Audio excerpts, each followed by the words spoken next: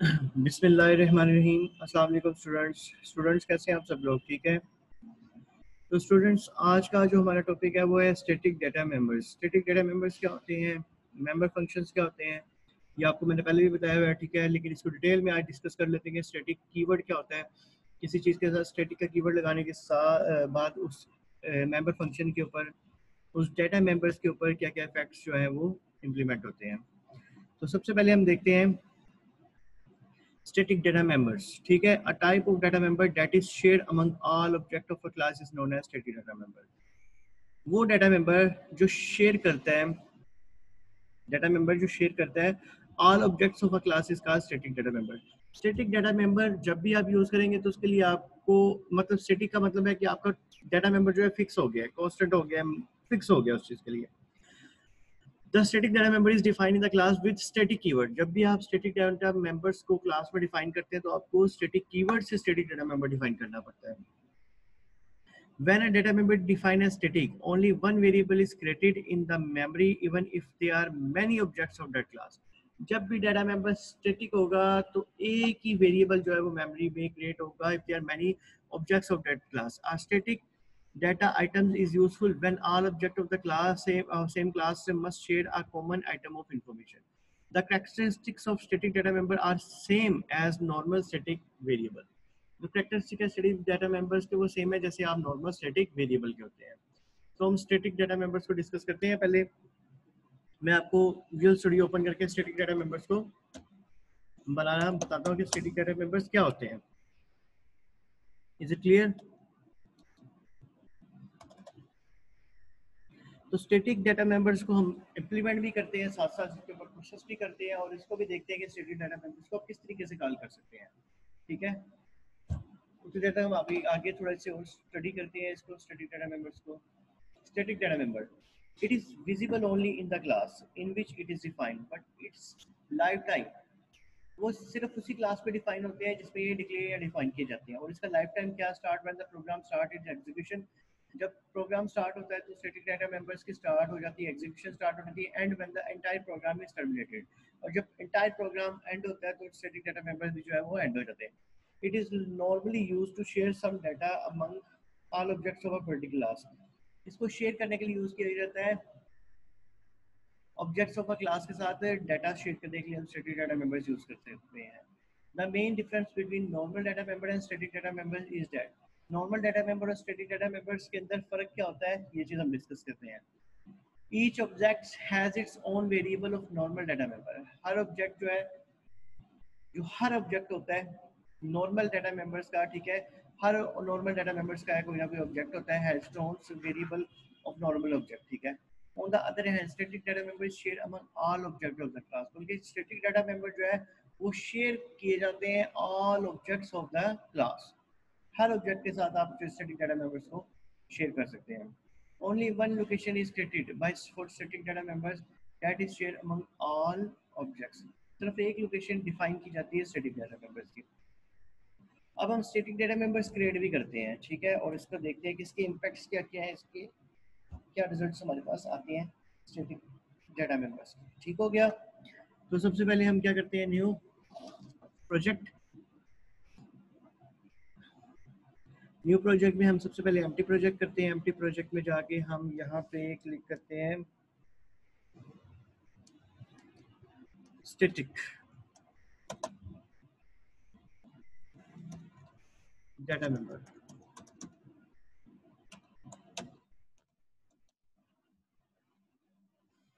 यहाँ पे हमने स्टैटिक डाटा मेंबर्स डिफाइन कर दिए।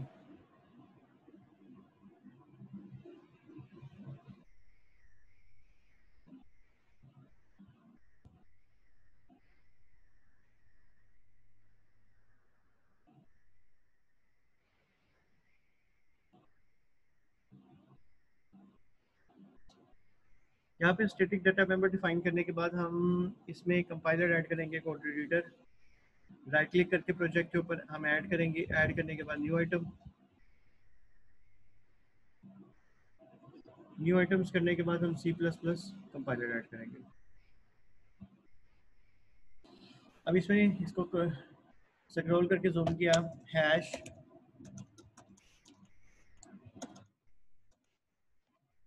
IOStream namespace std class A। अब मैंने डेटा मेंबर डिफाइन करना है तो मैं पहले डिफाइन करता हूँ प्राइवेट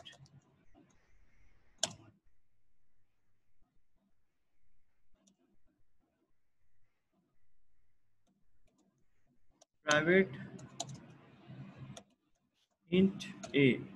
अब ये इंट ए जो है ये है data member, private integer a, मैंने ये डाटा मेंबर डिफाइन किया है, ठीक हो गया। अब इसको मैं डाटा मेंबर को अगर स्टैटिक करना है तो मुझे क्या करना पड़ेगा,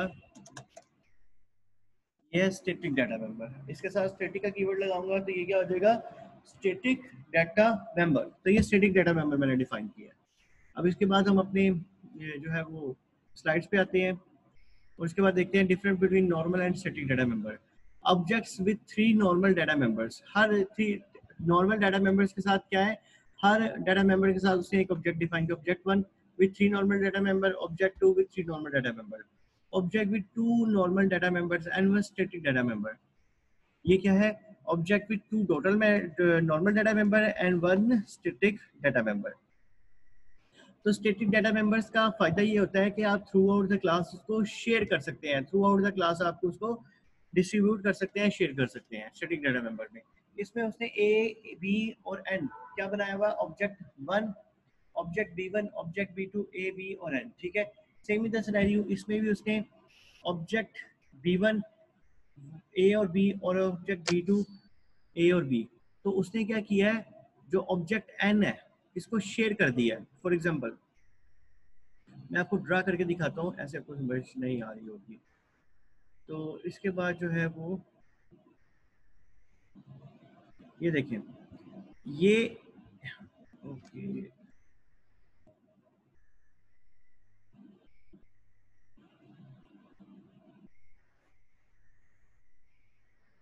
जस्ट अ मिनट।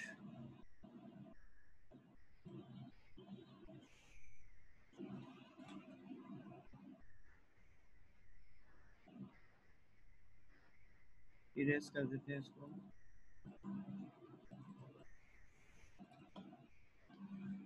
उह,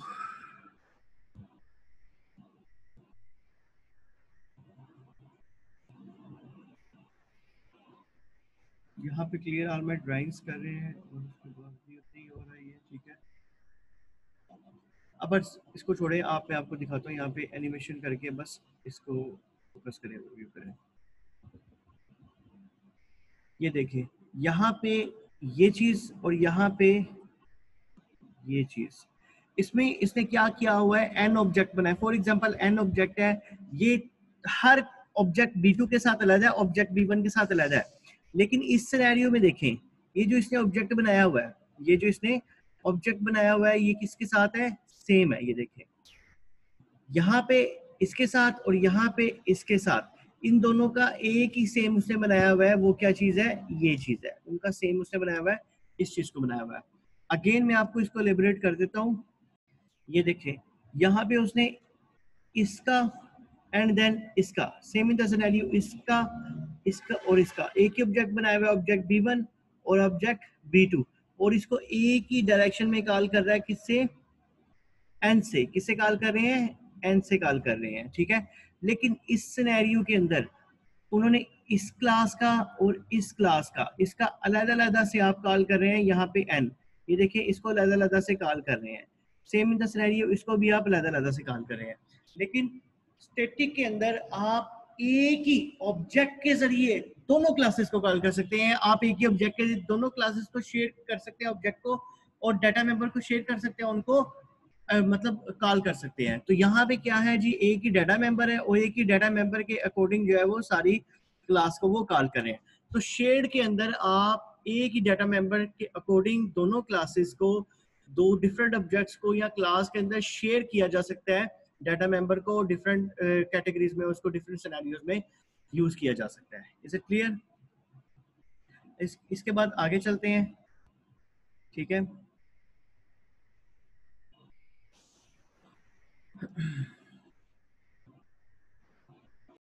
इसके बाद नेक्स्ट है हमारे पास uses of static class data. Why would you want to use static member data? आप static data member क्यों use करते हैं? An example, suppose an object needed to know how many other objects of its class were in the program. एक class को पता होना चाहिए, ठीक है, एक ऑब्जेक्ट को पता होना चाहिए, नीड टू नो हाँ कि कितने ऑब्जेक्ट्स जो है इस क्लास के अंदर फॉल कर रहे हैं, इस कितने ऑब्जेक्ट्स इस क्लास में मौजूद हैं, ठीक है. For example in the road racing game, ठीक है, a race car might want to know how many other cars are still in the race. एक गाड़ी जो है वो रेस में है तो उसको पता होना चाहिए कि उसके कंपटीटर्स उसके अकॉर्डिंग उसके जो है अगेंस्ट कितनी और गाड़ियां जो है वो रेस में है. तो इसी तरह एक ऑब्जेक्ट को पता होना चाहिए कि उसके अगेंस्ट कितने ऑब्जेक्ट्स इस क्लास के अंदर और कॉल कर रहे हैं, इस क्लास को कॉल कर रहे हैं. In this case, a static variable count could be included as a member of the class. All the objects would have access to this variable. तो जो स्टैटिक वेरिएबल होता है वो मेंबर्स डाटा मेंबर्स को जो क्लास के अंदर data members होता है उनको एक्सेस कर रहा होता है. और अगर इस क्लास के अंदर ऑब्जेक्ट्स है तो उस ऑब्जेक्ट्स को भी एक्सेस कर रहा होता है कि कौन सा ऑब्जेक्ट क्या काम कर रहा है और उसके अंदर कितने नंबर ऑफ ऑब्जेक्ट्स हैं, कितने डाटा मेंबर्स हैं. It would be the same variable for all of them. They would all see the same count. ये जो है एक वेरिएबल जो है उस सेम काउंट को, मतलब अगर आपने स्टैटिक किसी वेरिएबल को किया हुआ है तो सेम वो हर वेरिएबल को एक्सेस कर रहा होगा और उसके अगेंस्ट ऑब्जेक्ट जो क्रिएट हो रहे होंगे, जो क्लास को कॉल कर रहे होंगे, उनको भी वो काउंट कर रहा होगा, एक्सेस कर रहा होगा. Separate declaration and definition. Static member data require an unusual format. Static member data members के साथ हम हमेशा data static कीवर्ड यूज करते हैं. जैसे कि मैंने यहाँ पे static data member डिफाइन किया तो यहाँ पे मैं क्या करूँगा, यहाँ पे मैंने static data member डिफाइन किया तो यहाँ पे मैं static का कीवर्ड यूज कर रहा हूँ. ये देखें, तो जब भी आप static data member को कॉल करेंगे तो आपको उसके साथ static का कीवर्ड यूज करना पड़ेगा. ठीक हो गया. तो स्टैटिक जब भी आप यूज करेंगे तो डाटा मेंबर यूज करेंगे तो उसके साथ आपको स्टैटिक का कीवर्ड यूज करना पड़ेगा. Ordinary variables are usually declared and defined in the same statement. Ordinary variables है वो सेम स्टेटमेंट के अंदर डिफाइन किए जाते हैं. Static member data on the other hand it require two separate statements. Static data member दो separate statements को require कर रहा होता है. The variable declaration appear in the class definition but the variable is defined outside the class is in much the same way as a global variable.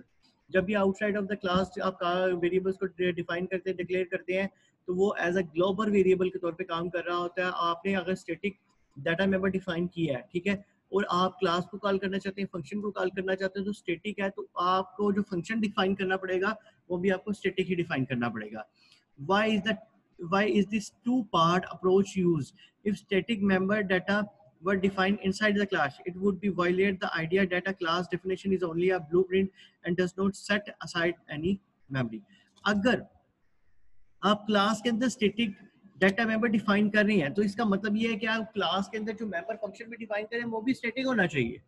ठीक है, अगर class में स्टैटिक डाटा मेंबर डिफाइन कर रहे हैं तो वो जो क्लास है वो भी just like behave a static class के तौर पे बिहेव करेगी. ठीक है. Separate declaration and definition. Putting the definition of static member data outside the class also serves to as I emphasized that. Okay? The memory space for each data is allocated only once before the program start to execute end. जब भी आप static data member define कर देते हैं तो जो memory allocation है वो जो स्टार्ट के ऊपर एलोकेट होती है. हर प्रोग्राम में ऐसा ही होता है.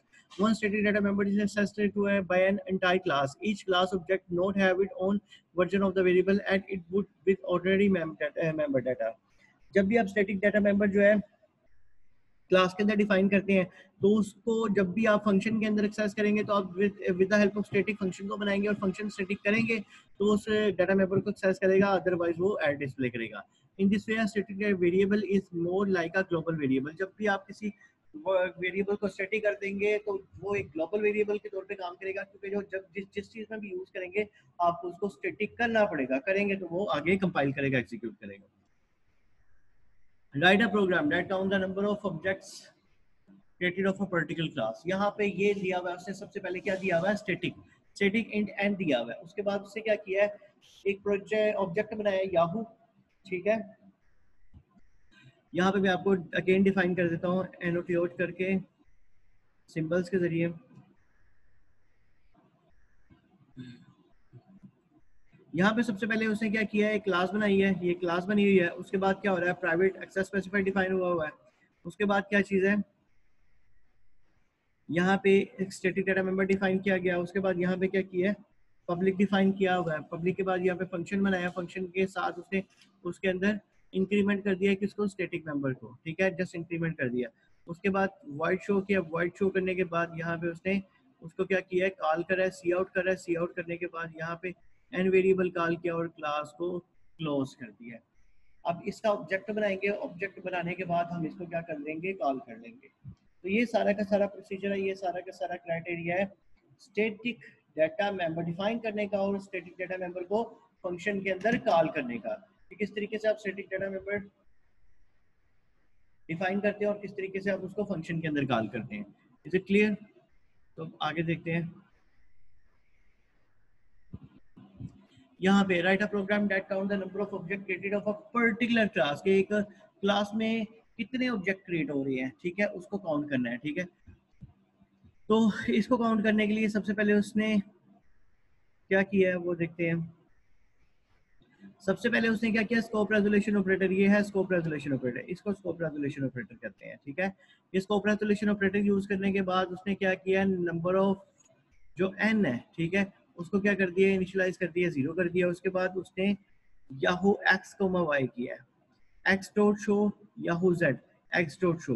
तो इसमें क्या कर रहा है, वो नंबर काउंट कर रहा है, you have created 2 objects so far, you have created 3 objects so far, कि आप कितने नंबर ऑफ ऑब्जेक्ट्स क्रिएट कर रहे हैं, ये उसको काउंट कर रहा है। जैसे कि just like x dot show number of object count कर रहा है, सेम याहू जेड इसी तरह जेड डॉट शो। और ये सारा का सारा काम कहाँ पे हो रहा है, वाइड मेन बॉडी के अंदर हो रहा है, कि नंबर ऑफ ऑब्जेक्ट्स कितने हैं और उसको किस तरीके से काउंट करना है, ठीक हो गया। How it work, the program declare a static data member to count the number of objects have to created। अब इसमें क्या होता है, स्टैटिक कीवर्ड का मकसद ये होता है कि आप नंबर ऑफ ऑब्जेक्ट काउंट करें। अब जब भी आप स्टैटिक कीवर्ड यूज करते हैं तो उसके पीछे एक रीजन होती है कि आपने जब भी उसको outside of the class call करना है तो स्कोप रेजोल्यूशन ऑपरेटर की हेल्प से कॉल करना है। अब हम इसको थोड़ा प्रैक्टिकली वर्कआउट करके ना इसको देखते हैं कि हम किस तरीके से इसको स्कोप रेजोल्यूशन ऑपरेटर यूज करते हुए किस तरीके से इसको कॉल करेंगे, ठीक हो गया।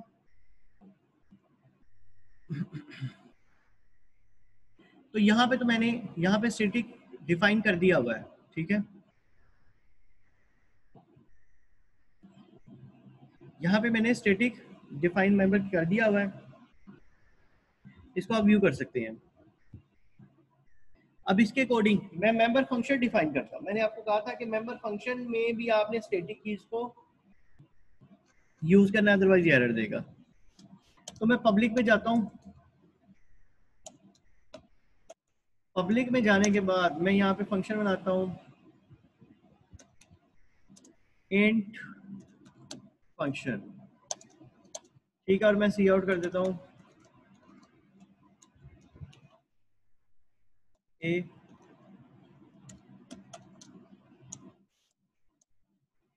एंटर,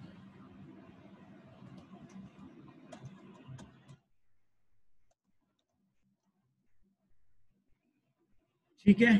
इसकी रिटर्न टाइम दे देंगे, रिटर्न 0 कर देंगे, ठीक है। अब मैंने ये फंक्शन तो बना दिया, अब इसको मैं देखें कंपाइल करता हूँ या डिबग करता हूँ तो देखते हैं कुछ मसला तो नहीं क्रिएट कर रहा, क्योंकि ऊपर मैंने स्टैटिक डिफाइन किया हुआ है और नीचे जो है मैंने उसको फंक्शन के अंदर डायरेक्ट कॉल कर लिया है। अगर तो ये कंपाइल कर देता है, ठीक है, तो ओके। अगर इसमें एरर आ जाता है तो इसका मतलब है कि आप स्टैटिक जितने भी आपके डाटा मेंबर है उसको आप मेन फंक्शन में डायरेक्ट कॉल नहीं कर सकते।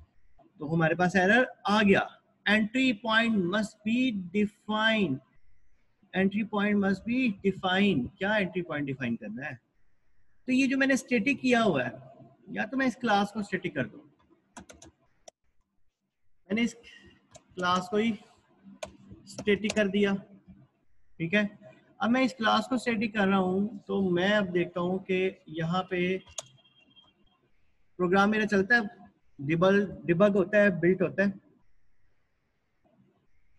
अब थ्रू आउट द क्लास मैंने डाटा मेंबर भी स्टैटिक है और मेरी क्लास भी स्टैटिक है। Entry point must be defined, entry point must be defined, क्या है, cout result is a, entry point must be defined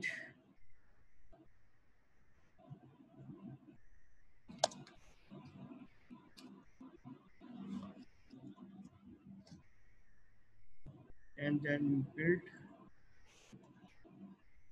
इसको हम बिल्ड करते हैं, रिबिल्ड करते हैं। रिबिल्ड करने के बाद इसके आउटपुट से देखते हैं क्या है इसके outputs. Entry point must be defined again, rebuild.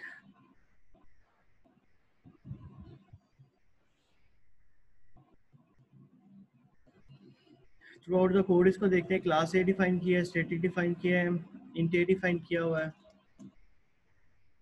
Static int A data member define किया हुआ है। इसको इनिशियलाइज कर देते हैं 1 के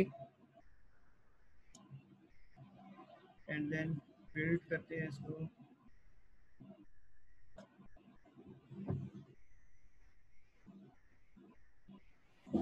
A member within class initialize must be constant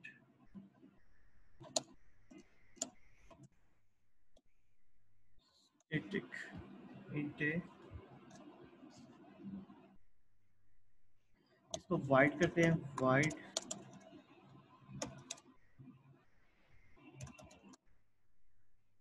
main a p p dot function, function में हम कर देते हैं सिस्टम कॉस, सिस्टम कॉस कर देते हैं, ठीक है। और static data members within class initialize must have non volatile constant ingredients. अब ये स्टैटिक है तो स्टैटिक को हम करते हैं स्कोप रेजोल्यूशन ऑपरेटर से फंक्शन को कॉल कर लेते हैं, ठीक है। हमें यहाँ पे ऑब्जेक्ट बनाने की जरूरत नहीं है, ठीक हो गया। इसको अगेन बिल्ड करते हैं, बिल्ड करने के बाद देखते हैं कि इसके अंदर क्या इश्यूज जनरेट हो रहे हैं, ठीक है। Unresolved external symbol private, static को हम पब्लिक में डिफाइन करते हैं। पब्लिक में डिफाइन करने के बाद इसको बिल्ड करते हैं,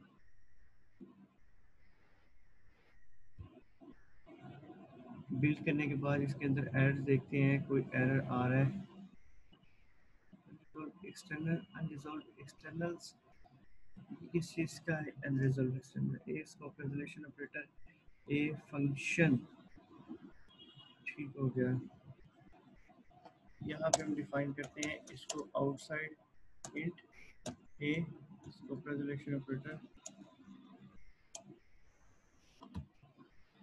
तो इसमें हमने सबसे पहले क्या करना है कि unresolved external symbol, unresolved external symbol, ये scope resolution operator void main में स्टैटिक, स्टैटिक को खत्म करें हम एंड देन बिल्ड, इसको करते हैं। अभी हमने स्टैटिक को खत्म किया, जस्ट इसको बिल्ड करके देखते हैं इसमें एरर आ रहा है। इलीगल कॉल और non static member function, illegal call non static member function. अब हम इसको स्टैटिक कर देते हैं,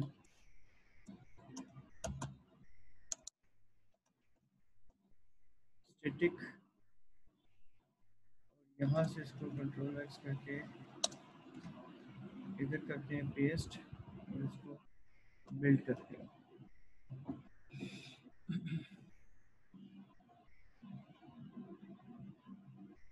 अनइनिशियलाइज लोकल वेरिएबल, ठीक है। इनिशियलाइज करना है, अब इसको इनिशियलाइज कर दिया। अब इसको स्टैटिक क्लास में डिफाइन किया तो ये स्टैटिक कीवर्ड ही कंसीडर हो रहा है, ठीक है। तो इसको हम बिल्ड करेंगे, रिबिल्ड करेंगे तो हमारा एरर जो है वो रिजॉल्व हो गया है। वो एरर इसलिए था कि हम दो जगह पे स्टैटिक कीवर्ड यूज कर रहे थे, तो इस तरह से वो जो एरर जनरेट हो रहा था। हमने एक जगह पे स्टैटिक कीवर्ड डिफाइन करना है और उसके बाद उसको हमने कॉल कर लेना है। तो यहाँ पे सेम इन द सिनेरियो हमने ये प्रोसीजर अप्लाई करना है, ठीक है। तो इस तरीके से आप जो है इसको कॉल कर सकते हैं और इसके बाद देन हम, ये फंक्शन हमारा चल गया, ये हमारा फंक्शन भी चल गया, ये हमारा स्टैटिक कीवर्ड। स्टैटिक आपने जब भी डिफाइन करना है तो उसको, जब आपने स्टैटिक को क्लास के अंदर डिफाइन कर दिया तो ये स्टैटिक जो है ये ग्लोबलाइज हो गया, ये हर जगह पे यूज होगा, ये स्टैटिक डाटा मेंबर। अब इसकी क्लास अगर स्टैटिक है तो इसके अंदर जितनी चीजें वो भी एज एन स्टैटिक काम करेंगे, ठीक है। अब इसको हम कंपाइल करते हैं, कंपाइल करने के बाद इसकी आउटपुट जनरेट करते हैं, आउटपुट देखते हैं और इसको यहाँ पे क्लोज करते हैं।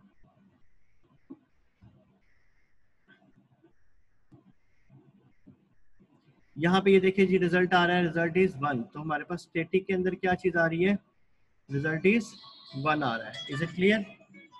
तो मेरे पास रिजल्ट की वैल्यू क्या आ रही है, 1 वैल्यू आ रही है। तो ये हमारे पास रिजल्ट आ गया, इसकी आउटपुट जनरेट हो गई है। इस तरीके से हमने रिजल्ट इसका फाइंड आउट करना है, ठीक है। ये static data member static function से स्कोप रेजोल्यूशन ऑपरेटर यूज करते हुए इसका आउटपुट जनरेट हुई है, ठीक है। तो इंशाल्लाह ताला नेक्स्ट लेक्चर्स भी आपका जो है फ्रेंड फंक्शन से रिलेटेड होगा। अभी मैंने आपको स्टैटिक डाटा मेंबर्स और स्टैटिक मेंबर फंक्शंस और उसको स्कोप रेजोल्यूशन ऑपरेटर से कॉल करना बताया किस तरीके से करते हैं। तो इंशाल्लाह ताला नेक्स्ट क्लास के अंदर हम स्टैटिक फ्रेंड फंक्शन को डिस्कस करेंगे, ठीक है। तो नेक्स्ट लेक्चर में मिलते हैं। ओके बेटा जी, अल्लाह हाफिज़।